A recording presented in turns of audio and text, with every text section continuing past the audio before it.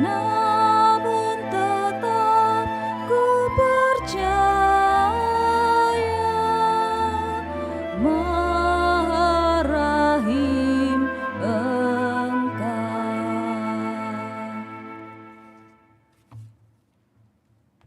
Dalam nama Bapa dan Putra dan Roh Kudus.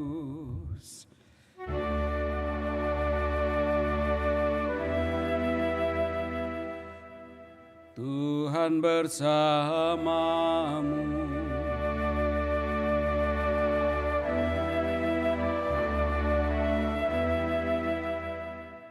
Selamat sore Bapak Ibu Saudara-saudari yang sama dikasihi Tuhan. Selamat berjumpa kembali dalam Ekaristi Kudus yang kita rayakan dalam rangka merayakan hari Minggu Prapaskah yang pertama.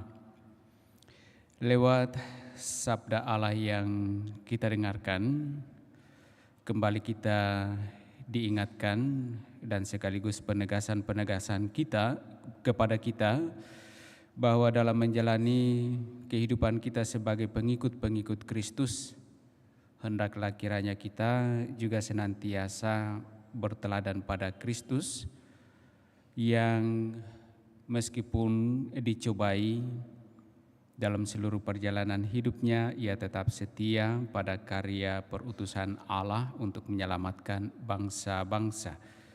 Semoga kita juga sebagai pengikut-pengikutnya tetap setia dan menjalani hidup iman kita meskipun kita diperhadapkan dengan berbagai macam pencobaan. Pada kesempatan ini kita juga bawa dalam doa kita untuk rahmat keselamatan bagi almarhumah Ibu Invioleta. 2 tahun lalu telah dipanggil menghadap hadirat Tuhan. Agar pantas layak perayaan kudus kita ini, mari di hadapan Allah sejenak kita sadari segala dosa kita akui dan memohon rahmat pengampunannya. Doa tobat, saya mengaku kepada Allah yang Maha Kuasa dan kepada saudara sekalian bahwa setelah berdosa dengan pikiran dan perkataan, dengan perbuatan dan kelalaian, saya berdosa, saya sungguh berdosa. Oleh sebab itu saya mohon kepada Santa Peran Maria, kepada para malaikat dan orang kudus, dan kepada saudara sekalian, supaya mendoakan saya pada Allah Tuhan kita. Semoga Allah yang Maha Kuasa mengasihani kita, mengampuni dosa-dosa kita, dan menghantar kita ke hidup yang kekal.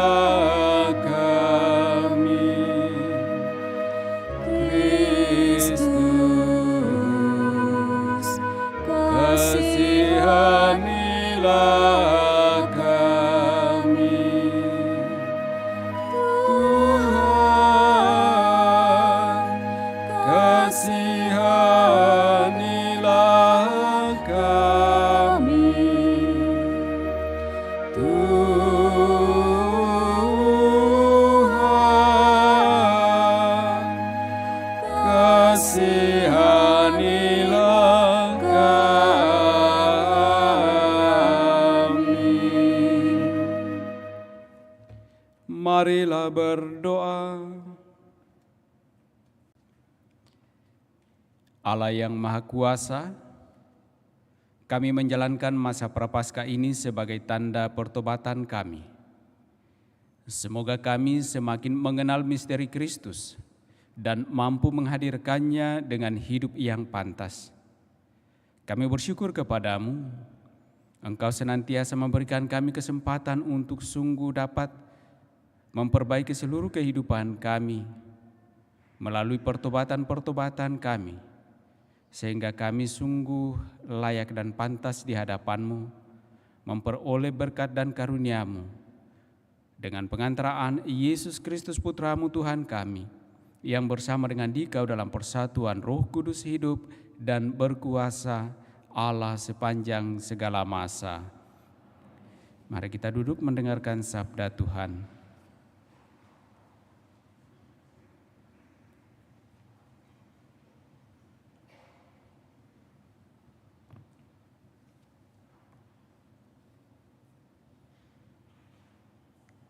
Pembacaan dari kitab Kejadian.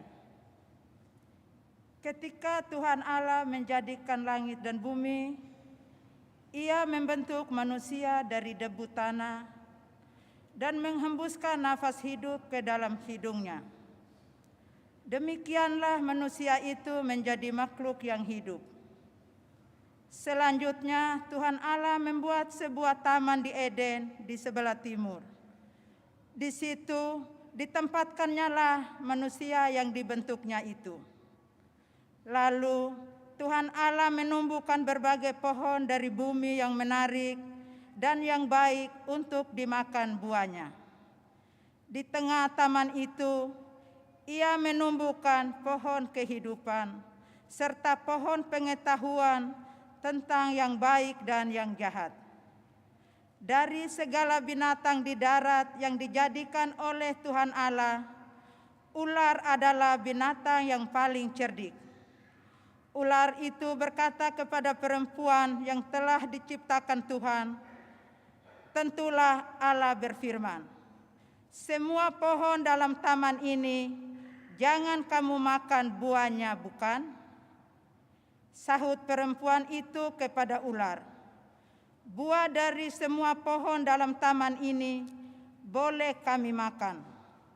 Tetapi tentang buah pohon yang ada di tengah taman, Allah berfirman, jangan kamu makan ataupun kamu meraba buah itu, sebab jika kamu membuat hal itu, kamu akan mati."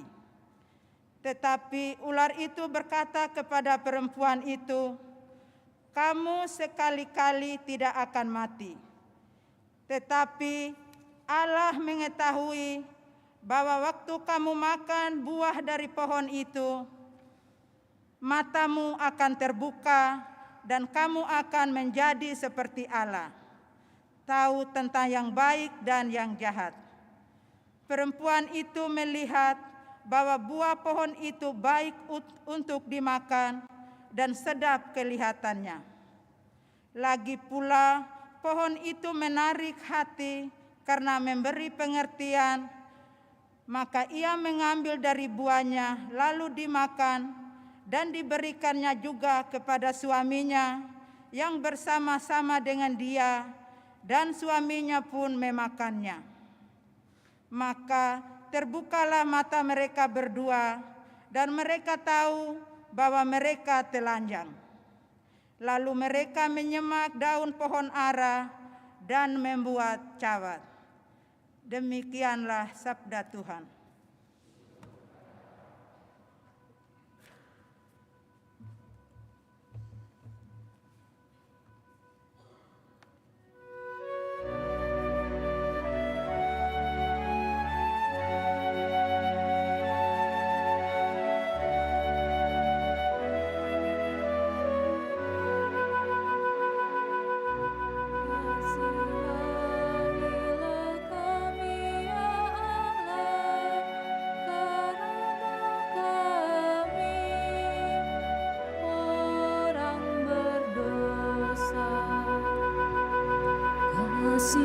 Kasihanilah kami ya Allah, karena kami orang berdosa.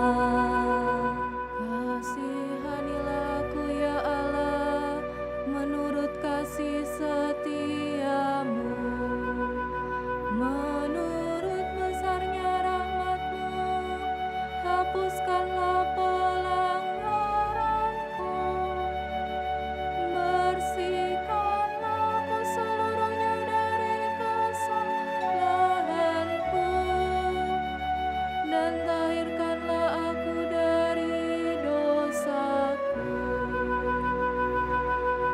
Kasihanilah kami ya Allah, karena kami orang berdosa. Sebab aku sadar akan pelanggaranku, dosaku selalu terbayang di hadapanku. Terhadap Engkau sendiri aku berdosa, yang jahat dalam pandanganmu kulakukan. Kasihanilah kami ya Allah, karena kami orang berdosa. Pembacaan dari surat Rasul Paulus kepada jemaat di Roma. Saudara-saudara, dosa telah masuk ke dalam dunia lantaran satu orang, dan karena dosa itu masuklah juga maut. Demikianlah maut telah menjalar kepada semua orang, karena semua orang telah berbuat dosa. Sebab sebelum hukum Taurat ada, di dunia ini telah ada dosa. Tetapi dosa itu tidak diperhitungkan kalau tidak ada hukum Taurat. Sungguh pun demikian, dari zaman Adam sampai kepada zaman Musa, maut telah berkuasa juga atas mereka yang tidak berbuat dosa dengan cara yang sama seperti yang telah dibuat oleh Adam, yang adalah gambaran dari Dia yang akan datang. Tetapi karunia Allah tidaklah sama dengan pelanggaran Adam. Sebab jika karena pelanggaran satu orang itu, semua orang telah jatuh dalam kuasa maut, jauh lebih besarlah kasih karunia dan anugerah Allah yang dilimpahkannya atas semua orang lantaran satu orang, yaitu Yesus Kristus. Kasih karunia Allah jauh lebih besar daripada dosa satu orang, sebab penghakiman atas satu pelanggaran itu telah mengakibatkan penghukuman, sedangkan pemberian kasih karunia atas banyak pelanggaran telah mengakibatkan pembenaran. Jadi, jika oleh dosa satu orang maut telah berkuasa, lebih benarlah yang terjadi atas mereka yang telah menerima kelimpahan kasih karunia dan anugerah kebenaran.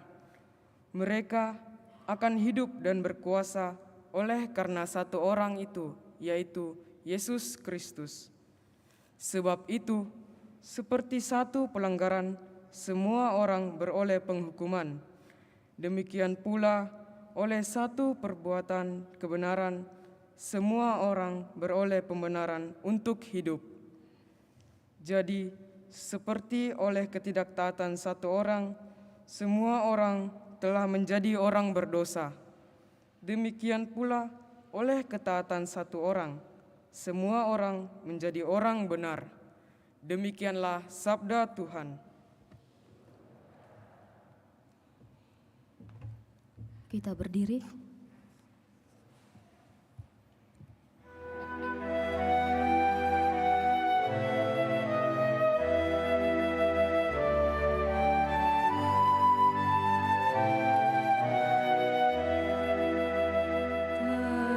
Terpujilah Kristus Tuhan, Raja mulia dan kekal. Terpujilah Kristus Tuhan, Raja mulia dan kekal. Manusia hidup bukan dari roti saja, tetapi dari setiap firman yang keluar dari mulut Allah. Terpujilah Kristus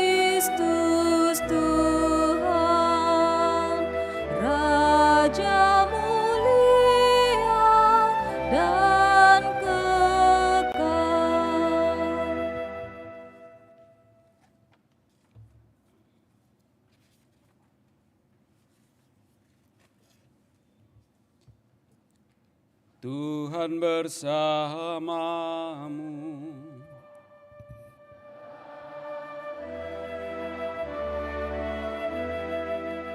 Inilah Injil suci menurut Matius.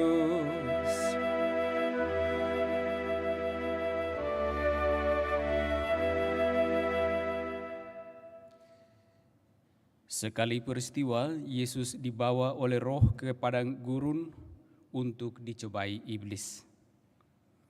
Setelah berpuasa 40 hari dan 40 malam, akhirnya Yesus pun lapar. Lalu datanglah si penggoda dan berkata kepadanya, "Jika engkau putra Allah, perintahkanlah supaya batu-batu ini menjadi roti." Tetapi Yesus menjawab, "Ada tertulis, manusia hidup bukan dari roti saja, tetapi dari setiap firman yang keluar dari mulut Allah." Kemudian iblis membawa Yesus ke kota suci dan menempatkan dia di puncak bait Allah. Lalu iblis berkata kepadanya, "Jika engkau putra Allah, jatuhkanlah dirimu ke bawah, sebab ada tertulis, mengenai engkau, Ia akan memerintahkan malaikat-malaikatnya, dan mereka akan menerima engkau di atas tangannya, supaya kakimu jangan terantuk pada batu." Yesus berkata kepadanya, "Ada pula tertulis, janganlah engkau mencobai Tuhan Allahmu." Setelah itu iblis membawa Yesus ke atas gunung yang sangat tinggi dan memperlihatkan kepadanya semua kerajaan dunia dengan kemegahannya. Iblis berkata kepadanya, "Semua itu akan kuberikan kepadamu jika engkau sujud menyembah aku."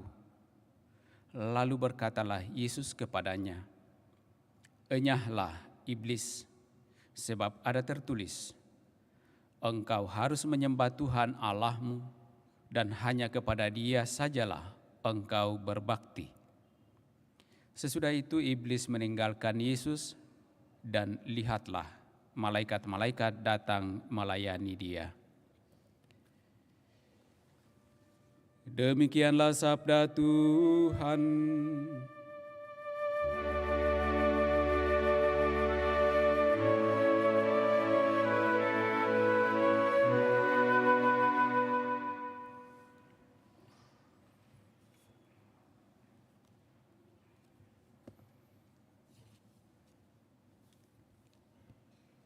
Bapak, Ibu, saudara-saudari yang sama dikasihi Tuhan, Shalom.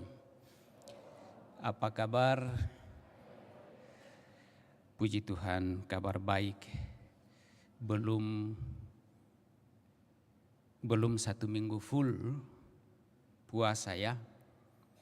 Jadi kabarnya masih tetap baik. Kalau Injil hari ini mengatakan Yesus setelah berpuasa 40 hari, lalu lapar, dan saat itu iblis mencobai dia. Ya, syukurlah bahwa beberapa hari di awal masa puasa pantang kita ini masih kabar baik, itu artinya iblis belum mengalahkan. Ya kan? Kita masih menang terhadap iblis. Tetapi jangan salah bahwa ternyata iblis itu kalau kita simak dalam bacaan Injil, ternyata juga justru menggunakan firman-firman untuk menggodai Yesus. Ya kan? Ternyata iblis juga paham tentang firman Allah. Dan ia menggunakan firman itu untuk mencobai Yesus. Tetapi bahwa Yesus tidak tergoda karena Dia adalah firman Allah. Iya kan? Kalau dalam perayaan Natal menjadi jelas bagi kita bahwa Yesus itu hadir dalam rupa manusia justru karena awalnya sebagai Allah, sebagai firman, Ia menjadi daging dan dalam rupa manusia. Maka tidak heran kalau ternyata meskipun iblis menggunakan firman untuk menggodai Yesus dan Yesus tidak tergoda, Yesus tidak jatuh karena sang firman itu adalah Yesus sendiri. Nah, persoalan kalau kita bawa dalam kehidupan kita adalah ketika kita sebagai murid-murid Kristus, pengikut-pengikut Kristus dicobai oleh iblis dengan menggunakan firman-firman itu, apakah kita juga akan tetap bertahan seperti Yesus melawannya dengan firman, ataukah kemudian kita justru melawannya dengan segala kemampuan kita sebagai orang-orang beriman. Nah, kita seringkali jatuh ke dalam dosa karena kita, kalau dalam bacaan pertama dari kitab Kejadian kita mendengarkan tadi, ada kecenderungan seperti Adam dan Hawa sebagai manusia yang pertama yang diciptakan oleh Allah dengan penuh kasih dan diberikan kebebasan penuh untuk mau tetap di dalam jalur yang telah ditentukan oleh Allah, ataukah dia menjalani hidupnya dengan kehendak dan kemauannya sendiri. Dan lihat pada bacaan pertama dalam bacaan dari kitab Kejadian tadi bahwa setelah Adam dan Hawa ditempatkan oleh Allah di Taman Eden dengan segala aturan yang diberikan, dan ternyata pada awal mula mereka mengikuti, tetapi ketika iblis datang mencobai, pada awalnya mereka masih bertahan dengan dalil sebagaimana Tuhan perintahkan kepada mereka. Tetapi ternyata seperti yang sering kita dengarkan bahwa si ular itu, si iblis itu cerdik dan menggunakan justru firman atau perintah itu untuk juga menjatuhkan Adam dan Hawa itu. Bahkan jauh lebih dari itu, menjanjikan bahwa kalau sekiranya Hawa dan Adam itu melakukan apa yang diminta oleh iblis itu, memakan buah yang dilarang oleh Tuhan itu, maka mereka akan menjadi sama dengan Allah.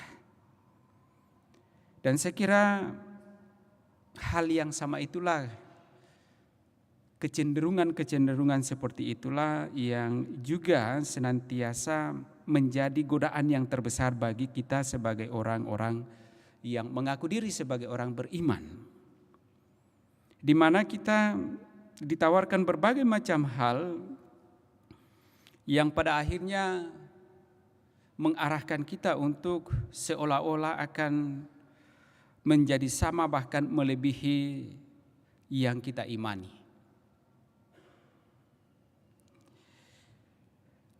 Lihat saja kalau dalam kehidupan konkret kita, kadang-kadang kita diperhadapkan pada situasi yang memang sulit, di mana ketika kita memohon meminta kepada Tuhan dan ternyata tak terjadi bagi kita apa yang kita minta atau apa yang kita harapkan itu, atau bahkan lebih dari apa yang kita minta atau bertentangan dari apa yang kita minta, bertolak belakang dari apa yang kita mohon yang justru terjadi pada diri kita. Tetapi ketika tawaran-tawaran dunia justru lebih membuka peluang bagi kita untuk sungguh mau begitu cepat mengikuti, karena apa yang kita minta, apa yang kita harapkan justru seringkali terjadi seperti apa yang kita harapkan itu. Nah, ini sesuatu yang memang mau dikatakan apakah ini karena permintaan kita ataukah justru karena godaan-godaan iblis. Karena ternyata godaan-godaan iblis itu tidak serta-merta bahwa bertentangan dengan apa yang dikehendaki oleh Allah. Seringkali justru iblis membujuk kita dengan sesuatu yang seolah-olah searah dengan apa yang dikehendaki Allah, tetapi ternyata justru menjerumuskan kita dan kita jatuh ke dalam dosa. Nah, Bapak Ibu saudara-saudari yang sama dikasihi Tuhan, maka pengalaman Yesus dalam pencobaan dalam Injil yang kita dengarkan tadi, kiranya menjadi bagi kita suatu tuntunan dalam menjalani hidup kita berhadapan dengan godaan-godaan yang ada. Kalau dalam masa Prapaskah diawali dengan Rabu Abu, dan kemudian ada peraturan-peraturan pantang dan puasa yang menyebutkan secara spesifik tentu saja hal-hal yang langsung berhubungan dengan kehidupan keseharian kita. Dan seringkali kemudian juga dengan dalam tanda petik halus dan sangat suci kelihatannya, sekaligus menjadi godaan atau tantangan bagi kita. Saya melihat beberapa video beredar di medsos dan bahkan dari para romo juga sering mengatakan begitu, romo atau pastor ya, imam. Kadang-kadang orang mengatakan begini, puasa atau pantang bukan sekedar saja hal-hal jasmani yang dalam tanda petik diatur dalam peraturan pantang puasa itu. Bukan hanya menyangkut soal itu, tetapi yang paling utama yang penting adalah dari hati kita. Yes, saya setuju. Tidak ada salahnya dengan hal itu. Tetapi yang menjadi salah adalah ketika kita masuk dalam suatu pemahaman ini lalu kita terpancing untuk melupakan hal-hal yang jasmani itu dan kita menganggapnya enggak apa-apa ji. Enggak apa-apa ji kita tidak pantang, enggak apa-apa ji kita tidak puasa, yang penting hati kita.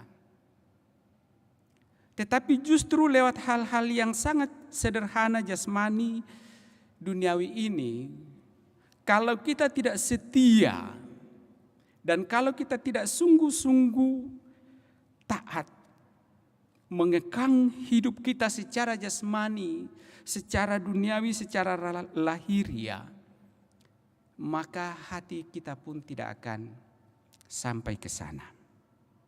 Dan karena itulah Bapak Ibu Saudara, puasa Yesus memperlihatkan kepada kita 40 hari Yesus berpuasa, tidak dikatakan tidak makan dan tidak minum. Mau memperlihatkan kita bahwa hati ini akan terkendali ketika apa yang duniawi, apa yang jasmani mampu kita kendalikan dalam kehidupan kita. Maka jangan terpancing seolah-olah hal yang jasmani duniawi yang telah diatur itu tidak penting. Yang penting adalah hati. Justru dari kesetiaan kita, kemampuan kita mengelola, mengendalikan kehidupan jasmani kita, kehidupan duniawi kita, kita akan dimampukan untuk sungguh dapat mengendalikan hati kita. Inilah pentingnya kenapa ada pantang dan puasa dalam menjalani kehidupan kita, dalam mengelola hidup kita, sehingga kita sampai pada suatu kesadaran akan segala kelemahan, kekurangan, keterpurukan, akan segala dosa kita, sehingga kita mau bertobat. Nah, Bapak Ibu, saudara-saudari yang terkasih, sama halnya kalau kemudian kita juga hubungkan dengan kehidupan kita sebagai orang Katolik yang mungkin dengan aturan-aturan gereja dikatakan supaya kita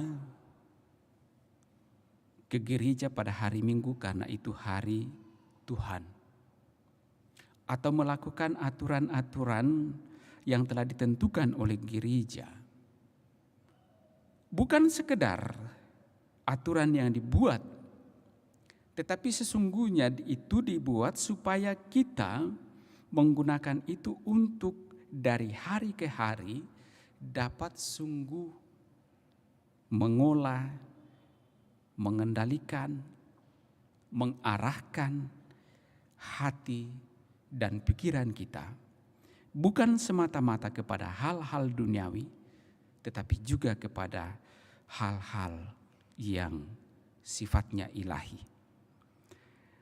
Maka Bapak Ibu saudara-saudari terkasih, di minggu Prapaskah yang pertama ini, minggu pertama dalam masa Prapaskah, masa tobat kita, masa retret agung kita, Injil mendahului untuk memberitakan kepada kita bagaimana seharusnya kita dalam menjalani hidup tobat-tobat kita itu sungguh dapat bertahan dan pada akhirnya kita dapat menang terhadap godaan atau cobaan-cobaan iblis.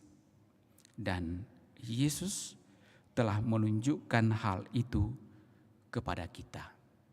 Jadi persoalan hidup kita di hadapan Allah bukan hanya sekedar persoalan makan minum atau dalam bahasa Injil dikatakan roti ketika Yesus lapar dan dicobai untuk mengubah batu menjadi roti supaya ia makan.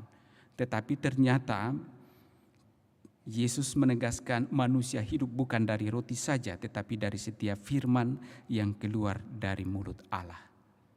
Dengan kata lain bahwa kalau saya katakan seperti yang mungkin banyak tersebar di media sosial, yang penting adalah hati, tetapi hati akan menjadi sungguh dapat kita kendalikan ketika yang jasmani, ragawi, duniawi juga kita dapat kendalikan. Yang kedua, dalam pencobaan bagaimana iblis menempatkan Yesus di puncak bait Allah dan memerintahkannya untuk menjatuhkan diri, dan dikatakan bahwa iblis sangat cerdik menggunakan firman mengenai engkau. Ia akan memerintahkan malaikat-malaikatnya dan mereka akan menerima engkau di atas tangannya supaya kakimu jangan terantuk pada batu. Betul, ya. Firman Allah juga demikian bahwa Allah akan senantiasa menjaga kita, menuntun kita. Bukankah juga Yesus mengatakan, aku menyertai engkau, akan menyertai engkau sampai akhir zaman. Maka jangan kemudian kita menggunakan sabda ini untuk menghadapi berbagai macam persoalan yang kalau nyata-nyata bagi kita sesungguhnya akan menjerumuskan kita, kemudian kita akan juga mengatakan, oh kan Kristus berjanji akan menyertai kita. Bukankah ketika kita, ya seperti saya sedikit akan ulas kembali, ketika kita diperhadapkan dengan pandemi COVID, lalu kita katakan, oh kan ada Tuhan. Tidak mungkin kita kena kalau kita beriman. Jangan salah. Jangan-jangan itu bisikan si iblis. Kalau sudah jelas bahwa itu akan menjerumuskan kita, kenapa kita harus ikut? Yesus memperlihatkan kepada kita.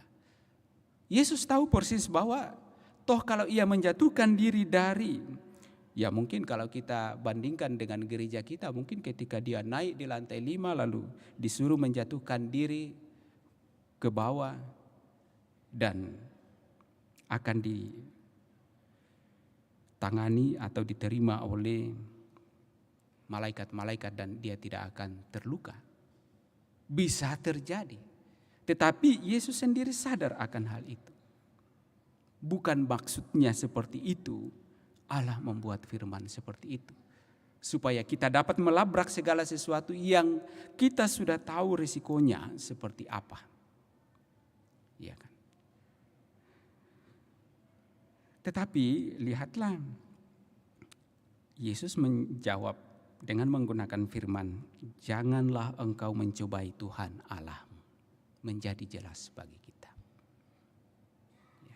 Sama saja kalau kita pergi di jalan raya, sudah tahu ada kendaraan dari sana, kita melompat ke tengah jalan, kita mungkin akan mengatakan, oh saya beriman, Tuhan akan melindungi saya.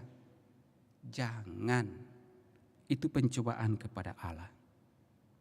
Nah, kita harus pandai melihat seperti apa pencobaan itu. Dan jangan kita juga turut ikut ambil bagian mencobai Allah. Yesus memperlihatkan kepada kita, supaya kita juga sungguh sadar. Jangan sampai kita justru tergoda oleh karena kita menggunakan firman Allah itu sendiri. Bapak Ibu, saudara-saudari yang sama dikasihi Tuhan, semoga sabda-sabda Allah yang kita dengarkan pada Minggu Prapaskah yang pertama ini semakin memampukan kita untuk sungguh mau menjalani hidup tobat kita, sehingga kita pada akhirnya dapat dengan penuh sukacita merayakan kemuliaan Allah, kemenangannya atas segala godaan, kemenangannya atas maut yang akibat dari dosa.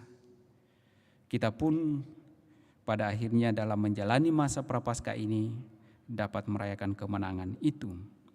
Kemenangan atas segala godaan-godaan iblis, dan juga sekaligus kemenangan karena kita mampu mau keluar bebas dari segala dosa-dosa kita atas pertobatan kita. Semoga demikian. Amin.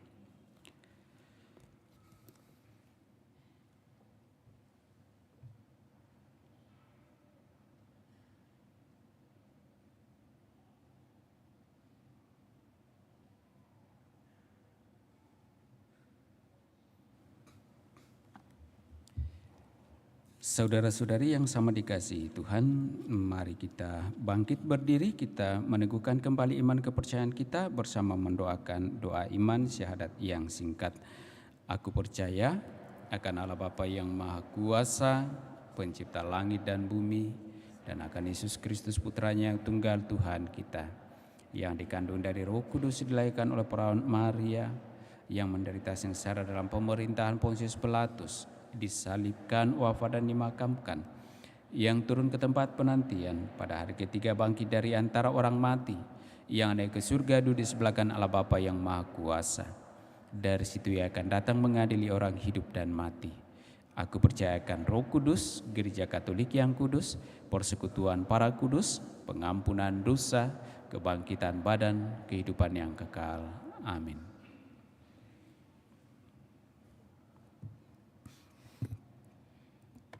Kita sampaikan pula doa-doa permohonan kita. Marilah kita berdoa kepada Bapa di surga agar tidak dicobai melampaui kekuatan kita dan supaya kita selalu mencari kehendak-Nya. Maka marilah kita mengatakan kepadanya, kasihanilah umat-Mu ya Tuhan. Kasihanilah umat-Mu ya Tuhan. Bagi para pemimpin gereja, ya Bapa, semoga para pemimpin gereja selalu memikirkan pelayanan kepada umat Allah serta masyarakat tanpa mencari nama atau penghormatan. Marilah berdoa kepada Tuhan. Kasihanilah umat-Mu ya Tuhan. Bagi semua saja, entah kaya atau miskin, yang dapat menyumbangkan sesuatu, berupa barang, bakat, waktu, atau kasih sayang. Ya Bapa, semoga semua orang dengan rela hati berbagi dengan saudara-saudaranya yang kekurangan. Dan bagi mereka yang miskin, dengan cara apa saja, semoga mereka tidak menyalahkan Engkau atas kegagalan manusia. Marilah berdoa kepada Tuhan. Kasihanilah umat-Mu ya Tuhan. Bagi mereka yang berkedudukan serta para pemimpin bangsa-bangsa. Ya Bapa, semoga para penguasa dan pemimpin bangsa-bangsa tidak tergoda untuk menyalahgunakan kekuasaan mereka, melainkan memandangnya sebagai tugas dan tanggung jawab yang dipercayakan kepada mereka. Marilah berdoa kepada Tuhan. Kasihanilah umat-Mu ya Tuhan. Bagi semua orang Kristiani yang telah berjanji setia kepada Allah ketika dibaptis, dan secara khusus bagi para imam, biarawan, dan biarawati, ya Bapa, semoga mereka semua tetap setia kepada apa yang telah mereka janjikan. Marilah berdoa kepada Tuhan. Kasihanilah umat-Mu ya Tuhan. Bagi kita semua yang berkumpul di sini, ya Bapa, semoga dalam masa Prapaskah ini kami semua dengan rela hati membagi-bagikan kehangatan cinta kasih kami kepada semua orang di sekitar kami. Marilah berdoa kepada Tuhan. Kasihanilah umat-Mu ya Tuhan. Kita juga bawa dalam doa kita memohonkan rahmat keselamatan bagi Ibu Invioleta yang 2 tahun lalu telah dipanggil menghadap hadirat Tuhan. Allah Bapa yang Maha Baik, kami mohon rahmat keselamatan-Mu bagi Ibu Invioleta yang telah Engkau panggil menghadap hadirat-Mu. Dalam perjalanan hidupnya di dunia ini, dalam imannya ia telah memperjuangkan kehidupan yang kekal dengan setia mengimani Engkau. Semoga Engkau layak pantaskannya boleh menikmati kemuliaan-Mu dalam kerajaan surga. Dan sekiranya kekurangan, kelemahan hidupnya di dunia ini, Engkau ampuni, Engkau bebaskan, dan pada akhirnya juga dengan penuh sukacita boleh menikmati keselamatan-Mu. Bagi segenap keluarga yang ditinggalkan, Tuhan tuntun berkati mereka semua dalam kehidupan iman mereka, dalam pekerjaan, usaha, dan pelayanan mereka, serta dalam kehidupan keluarga mereka. Marilah berdoa kepada Tuhan. Kasihanilah umat-Mu ya Tuhan. Sejenak dalam hati kita masing-masing, kita juga sampaikan intensi atau permohonan pribadi kita, seraya juga mengingat, mendoakan saudara-saudari, keluarga, orang-orang yang kita kasih yang meminta kita bantu di dalam doa untuk segala persoalan kehidupan mereka.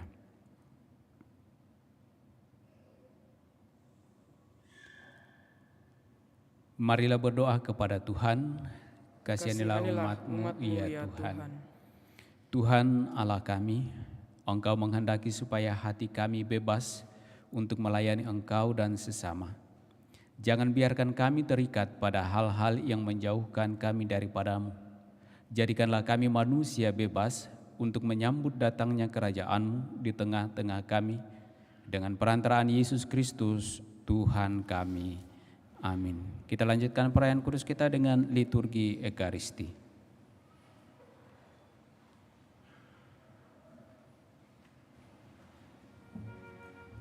Lagu persiapan persembahan puji syukur 378.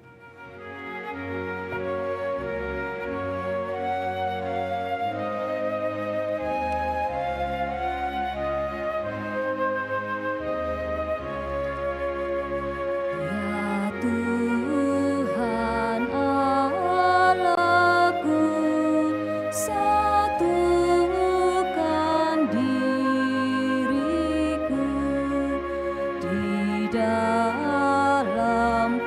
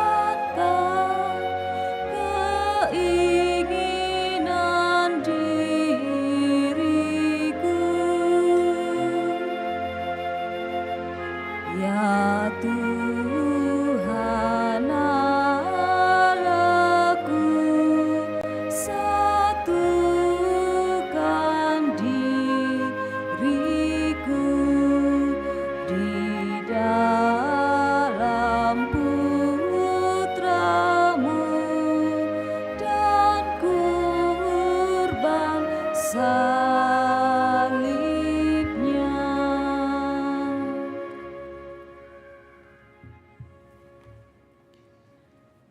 Berdoalah saudara-saudari supaya persembahanku dan persembahanmu berkenan pada Allah Bapa yang Maha Kuasa.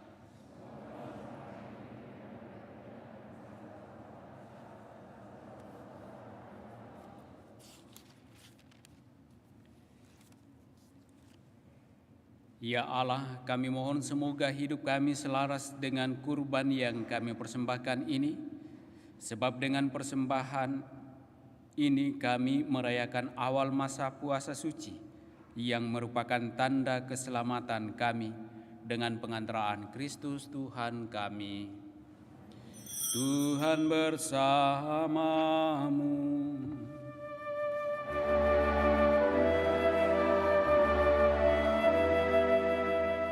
Marilah mengarahkan hati kepada Tuhan.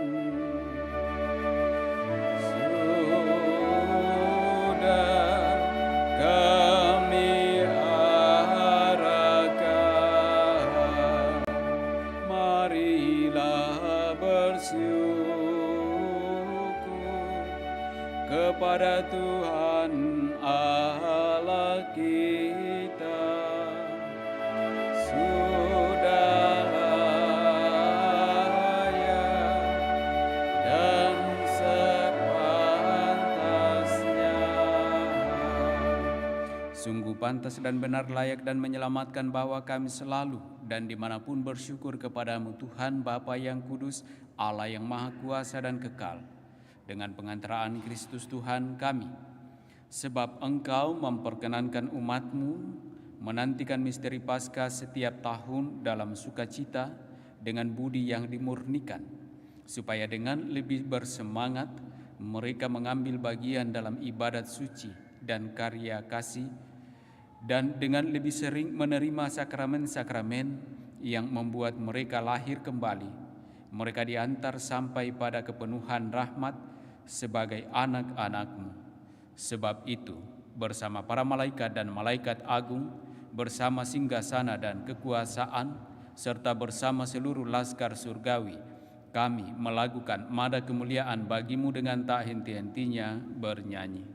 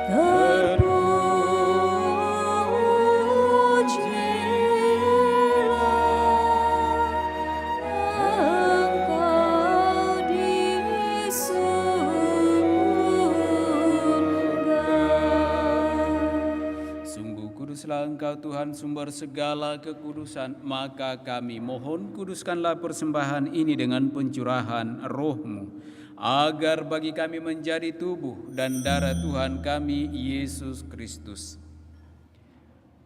Ketika Dia diserahkan untuk menanggung sengsara dengan rela, Dia mengambil roti dan sambil mengucap syukur, Dia memecah-mecahkan, lalu memberikannya kepada murid-muridnya seraya berkata, "Terimalah dan makanlah kamu semua. Inilah tubuhku yang diserahkan bagimu."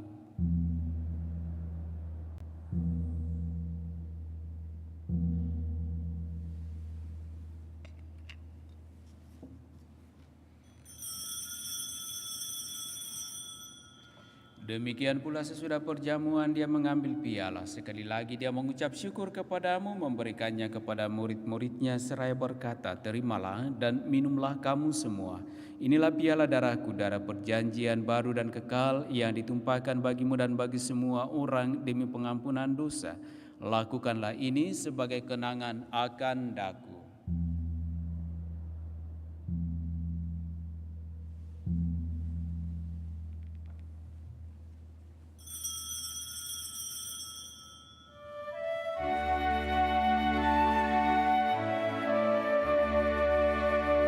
Marilah mewartakan misteri iman kita. Setiap kali kami makan roti ini dan minum dari piala ini, wafat-Mu Tuhan kami wartakan hingga Engkau datang. Sambil mengenangkan wafat dan kebangkitan Kristus, kami mempersembahkan kepadamu Bapa roti kehidupan dan piala keselamatan. Kami bersyukur sebab Engkau anggap layak menghadap Engkau dan berbakti kepadamu. Dan kami mohon semoga kami yang menerima tubuh dan darah Kristus dihimpun menjadi satu umat oleh Roh Kudus.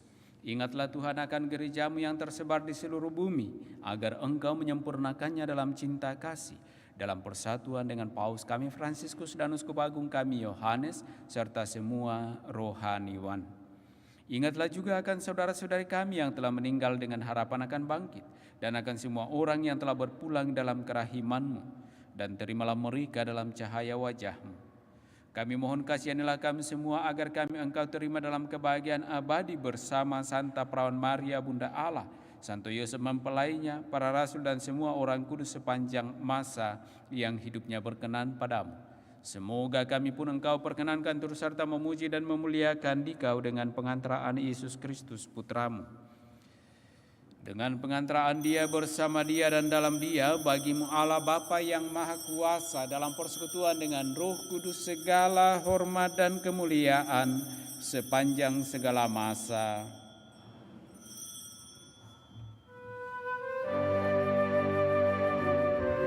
Atas petunjuk penyelamat kita dan menurut ajaran ilahi, maka beranilah kita berdoa.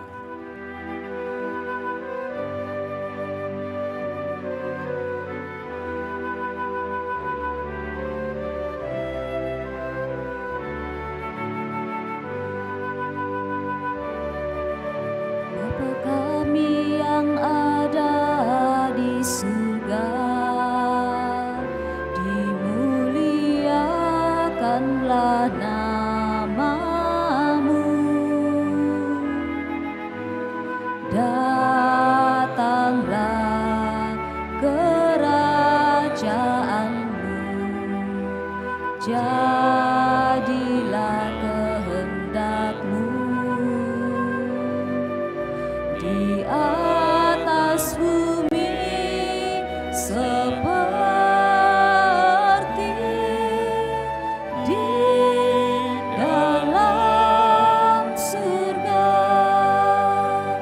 Berilah kami rezeki pada hari ini, dan ampunilah kesalahan kami seperti kami pun mengampuni yang bersalah kepada kami, dan janganlah masukkan kami ke dalam pencobaan,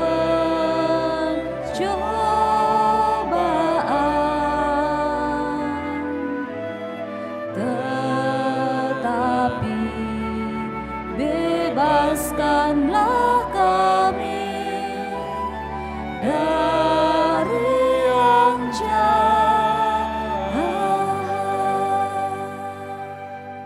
kami mohon bebaskanlah kami dari segala yang jahat. Sudilah memberi damai sepanjang hidup kami, supaya kami yang telah dikuatkan oleh kelimpahan belas kasih-Mu selalu bebas dari dosa dan dijauhkan dari segala gangguan, sambil menantikan harapan yang membahagiakan dan kedatangan penyelamat kami, Yesus Kristus.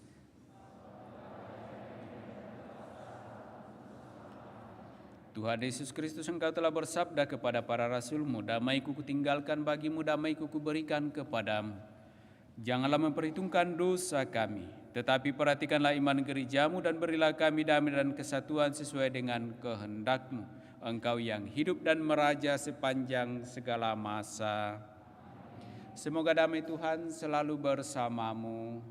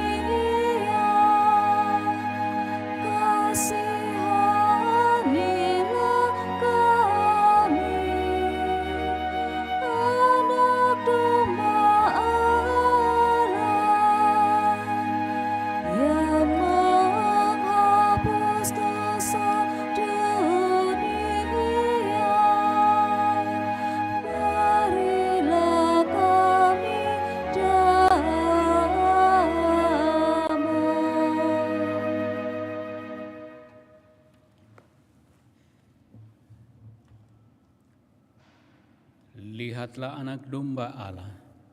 Lihatlah Dia yang menghapus dosa-dosa dunia. Berbahagialah saudara-saudari yang diundang ke dalam perjamuan anak domba.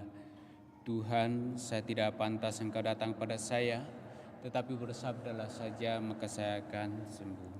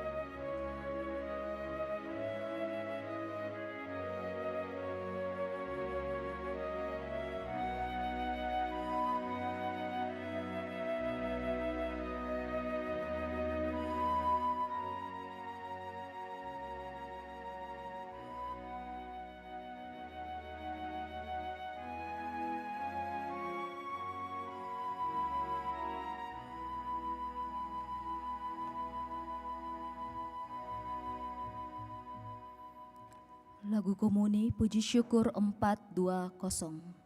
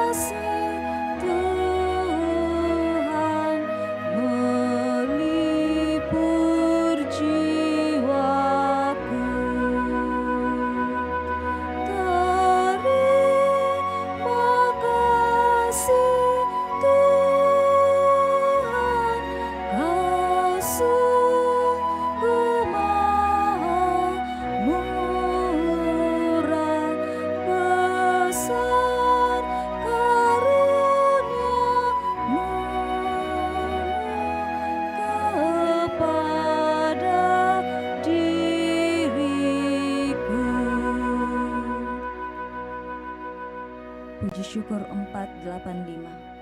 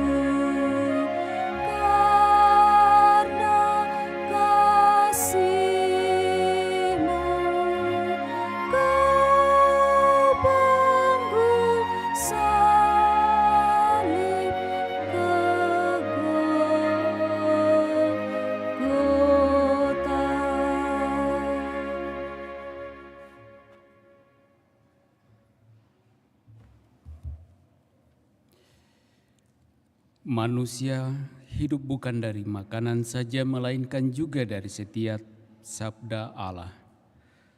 Marilah berdoa. Ya Allah, kami telah disegarkan dengan roti surgawi. Olehnya iman dikuatkan, harapan diteguhkan, dan kasih kami dikobarkan. Kami mohon ajarilah kami untuk merasa lapar akan Kristus, roti yang hidup dan benar, dan semoga kami mampu hidup dari setiap sabda yang keluar dari mulut-Mu, hingga kami menghadap-Mu di surga. Dengan pengantaraan Kristus, Tuhan kami. Amin. Kita dengarkan penyampaian paroki. Pengumuman gereja Sabtu, Minggu, 25-26 Februari 2023. 1. Pengumuman kolekte. Kolekte gereja 18-19 Februari 2023, Rp23.690.000. Kolekte pembangunan Rp11.859.000. Kolekte gereja Rabu Abu 22 Februari 2023, Rp23.553.000.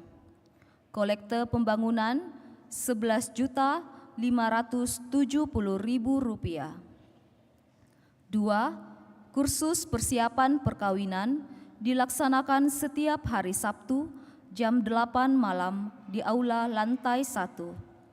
3. Pertemuan lansia hari Sabtu 4 Maret 2023 jam 9 pagi di aula lantai 1. 4. Jalan salib dilaksanakan setiap hari Jumat pukul 18.00 WITA.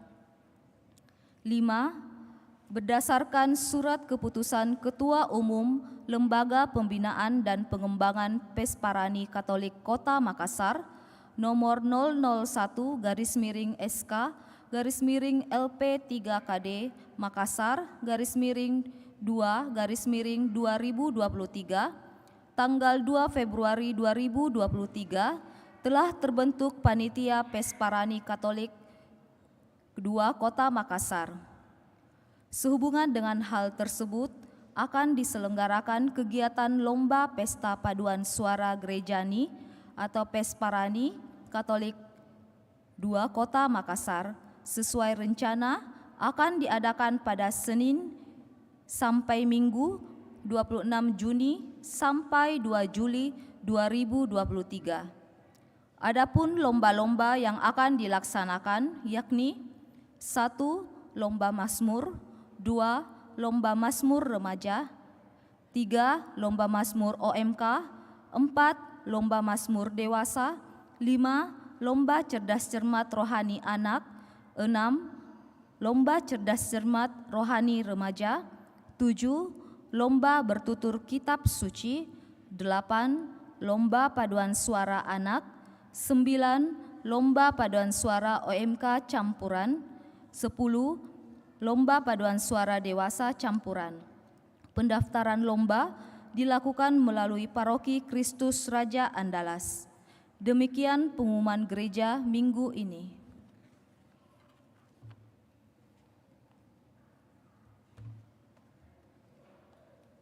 Kepada seluruh petugas, juga kepada segenap umat yang telah hadir dalam perayaan Ekaristi Kudus dan juga yang telah berpartisipasi sesuai dengan partisipasi kita masing-masing, kami ucapkan limpah terima kasih.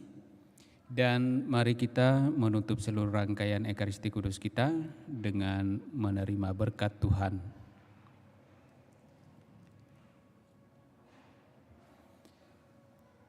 Tuhan bersamamu.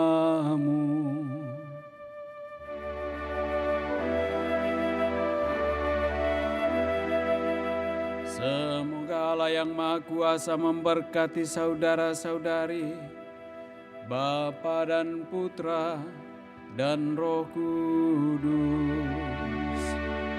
Amin. Saudara-saudari, pulanglah misa sudah selesai. Syukur kepada Allah. Lagu penutup puji syukur 488.